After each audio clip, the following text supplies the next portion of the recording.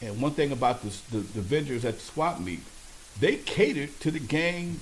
Nike Yeah, Cortez, yeah. Blue Rags, Yeah, Red Rags, whatever you beanies, needed, whatever gang paraphernalia you Old needed, English. okay, whatever you needed, they had. Yeah. You don't need a rag, or you need a house shoe. Uh-huh. We got a house shoe. How corduroy house shoes became gangsta.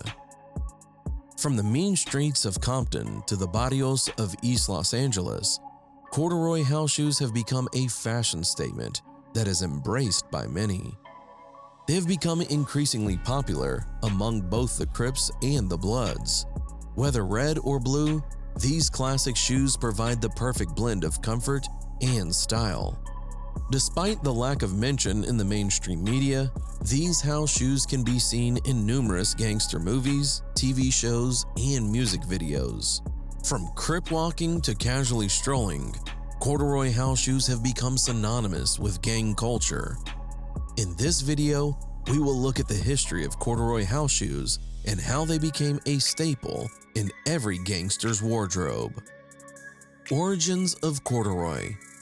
The origins of corduroy can be traced back to the early 1800s, when the fabric was first used for clothing. It wasn't until the mid-19th century that corduroy began to be used for footwear, and it wasn't until the 20th century that it became a popular material for house shoes. Corduroy is a type of fabric that is made from cotton or woolen yarns that are woven into a series of parallel cords or ribs. The fabric is then brushed or sheared to create a velvet-like surface. Corduroy is typically associated with winter clothing as it is warm and durable. King Henry VIII, who sent 2 of his 6 wives to their death on the executioner's block at the Tower of London, famously wore the fabric during his reign as King of England. The king's love for corduroy was so well known that it became something of a fashion trend during his era. Many noblemen and ladies began wearing corduroy clothes in an attempt to emulate the king's style. By the turn of the 20th century, it became popular in America, particularly among rural Americans who appreciated the fabric's quality. The 1980s and the 1990s. While the exact origins of corduroy house shoes are unknown, it is believed that they became popular among criminals during the 1980s crack epidemic in South Central Los Angeles. The crack epidemic was ravaging inner cities across the country, and gang culture was flourishing. In many ways, the two were intertwined. The drug trade was a major source of income for gangs, and violence was often used to protect turf or settle disputes. This era had a devastating impact on already disadvantaged communities, further entrenching poverty and marginalization. The 80s was also the birth era of gangsta rap, a subgenre of hip-hop that mirrored the lifestyle of Los Angeles street gangs. The Crips traded in their leather jackets for Pendleton shirts and their Crocus sacks for corduroy house shoes, with black being their primary color. Among Los Angeles gangsters, swap meets became popular shopping destinations for corduroy slippers. As dealers fought for control of the drug trade, corduroy house slippers became a significant symbol of gang culture during the 1990s. Los Angeles became known as the gang capital of the world. Gang culture in Los Angeles was at its peak, with hundreds of gangs operating in the city by the end of the decade. This era was plagued by violence that often spilled over into the wider community, and innocent bystanders were often caught in the crossfire. Exploitation of gang culture. During the 1980s, a trend of Korean stores opened up in black neighborhoods. This has caused some tension between the two groups, as some black residents feel that the Koreans are taking over their neighborhood. There have been a few incidents of violence between the two groups, such as the killing of 15-year-old Latasha Harlins, who was shot and killed by a Korean liquor store owner in 1991. Some believe that the Koreans are only interested in making money off of them and don't care about the community. Several community leaders hold apparel manufacturers and retailers accountable for their part in perpetuating gang violence in poor neighborhoods. For example, blue and red bandana house shoes correspond to the colors worn by Black and Latino gangs, specifically Bloods, Crips, Sureños, and Norteños. According to the Los Angeles Times in 2005, companies were asked to stop selling blue and red clothing emblazoned with the number 13 for Sureños and 14 for Norteños in a letter signed by Ron Gonzalez, former mayor of San Jose, California. However, the request fell upon deaf ears due to selling gang apparel being a lucrative business. On January 18, 2019, Netflix released its first season, 6 episodes of Trigger Warning with Killer Mike. A documentary series hosted by rapper Killer Mike explores issues affecting Black Americans, such as drugs, gangs, religion, and poverty. Any viewer of Trigger Warning will be familiar with his explanation of white gang privilege. According to Mike, I can sell merchandise if I'm a Hells Angel. If I'm a Crip or a Blood, I'm illegal and I can't sell Crip or Blood bandanas.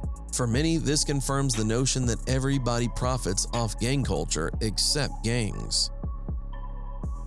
Mainstream media. Despite the negative portrayal of gangs in the media, gang culture continued to thrive in Los Angeles throughout the 1990s. In 1991, known as Doughboy, rapper Ice Cube starred in Boys in the Hood, a movie based off South Central Los Angeles gang culture. Prior to Doughboy's murder in the final scene, he can be seen wearing a black t-shirt, tan khaki shorts, and black corduroy house shoes.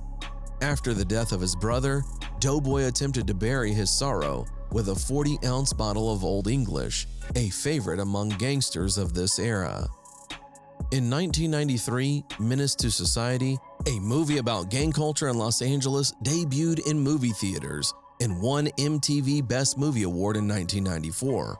O-Dog, played by Lorenz Tate, strolls in black corduroy house shoes throughout the Jordan Down housing projects located in the Watts neighborhood of Los Angeles. Another Ice Cube movie from 1998, Friday, featured corduroy house shoes worn by the neighborhood bully Debo, played by the late Tommy Lister.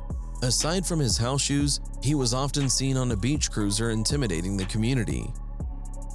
In 2012, rapper businessman Snoop Dogg debuted his own velvet version of the corduroy house shoes. In addition to Snoop's silhouette throwing up deuces, the fuzzy purple slippers also feature Snoop Dogg's signature embroidery.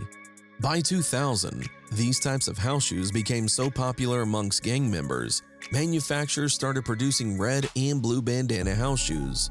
In 2013, Latino rapper Lil Conner pays homage to the corduroy house shoes in his debut single titled House Shoes and Heartaches.